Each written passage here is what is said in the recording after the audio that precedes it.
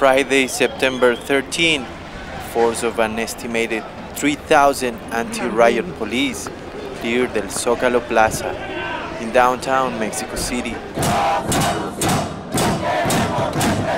Public place that tens of thousands of teachers had occupied for 5 months now, opposing an educative reform, a law that, among other things, it would impose nationally standardized evaluations of teachers that would lead to their automatic firing if they receive negative ratings. Nuestra lucha ha sido pacífica. Si en algo le hemos afectado, que nos disculpen, pero nuestra lucha es lo que nos va a percutir hacia el futuro. Nosotros estamos peleando para que toda la sociedad tenga algo, más que nada una educación gratuita, es lo que nosotros estamos peleando. Los secretarios de Estado se pudren en dinero.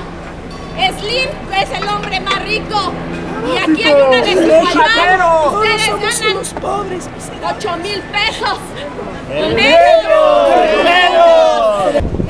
A ver, ¿por qué no vienen aquí las autoridades enfrente aquí? No, ellos también escondiditos allá para seguir robando y quitándonos nuestras tierras. No lo vamos a permitir. La Jornada newspaper reported 32 arrested and an unknown number of injured teachers. According to the report, on Thursday, the federal government emitted an ultimatum to all those occupying El Zócalo, warning them all to leave the next day. And on Friday, before sunrise, the teachers held a general assembly to discuss whether they will leave or stay and resist. For more than 10 hours, they debated. A small group vowed to resist as much as they could. In just a matter of minutes, most of the teachers cleared the occupation, while some prepared some barricades on the plaza to face the thousands of cops surrounding them on all sides. According to La Jornada, around noon, the police asked all of the surrounding business and offices to evacuate and close their doors. Soon after that, a perimeter was established to prevent people going in and out of the area. Around 4 p.m., the federal government gave a last warning, and some of the remaining teachers left the plaza, facing imminent threat. Others armed themselves and faced the riot police. Thousands of riot cops marched towards El Zócalo. Small groups of teachers with rocks and sticks attempted to resist, but it was an asymmetrical battle. And in a matter of minutes, the police has seized control of the National Monument in the center of the city.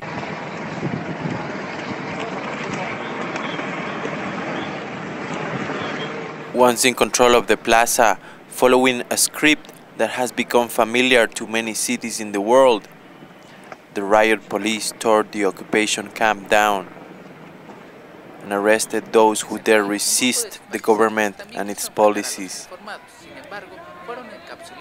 even if they're teachers. Since assuming power, Enrique Peña Nieto had faced opposition from many different sectors, which he has met with a heavy hand, criminalizing unions and student groups, all of which have faced police brutality and arbitrary detention. Amnesty International reported the detention and violation of human rights of a number of independent journalists. AI called the Mexican government to respect the freedom of the press. Some of the detainees are charged with disrupting public peace and even attacks to the nation. Beatings and inhuman treatments were reported by detained teachers and journalists. In Xalapa, Veracruz, near the Caribbean coast, Sin embargo, an independent newspaper reported that police armed with electric knives evicted 300 teachers who had occupied Plaza Lerdo.